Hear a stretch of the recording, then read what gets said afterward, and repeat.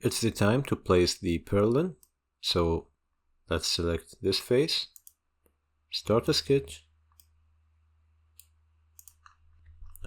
then pick a line, snap to this edge here, and draw a horizontal line, and then set a distance between this hole and this line of 25 millimeters.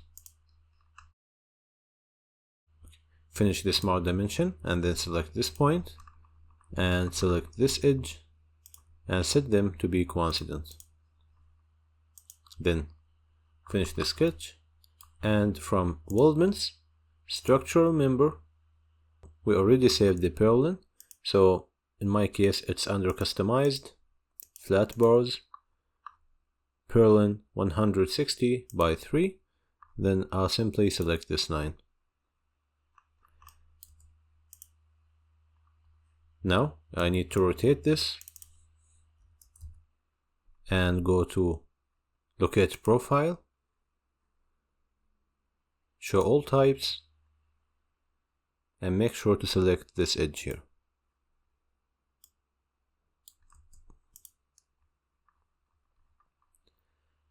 Before we proceed, we need to make sure that there will be no interference between this fillet and the holes we created.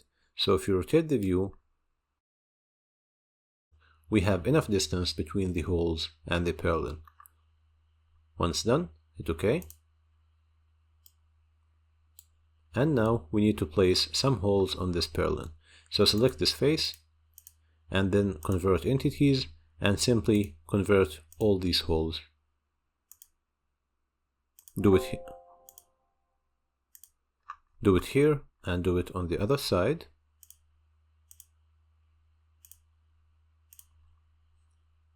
Once done, finish the sketch and select extruded cut, but this time select up to surface, and the cut should be up to this surface. Then hit OK.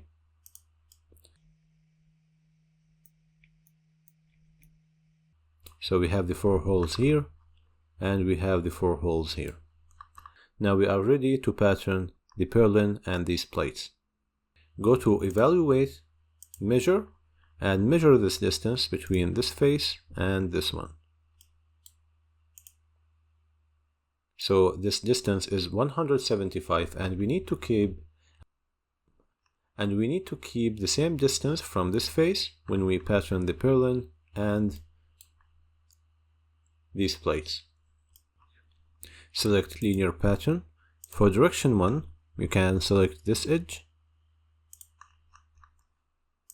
And now, for bodies, we need to pattern this plate and this purlin and this plate. So here we need to select up to reference, and our reference will be this face. And then we need to select selected reference, and this will be our selected reference.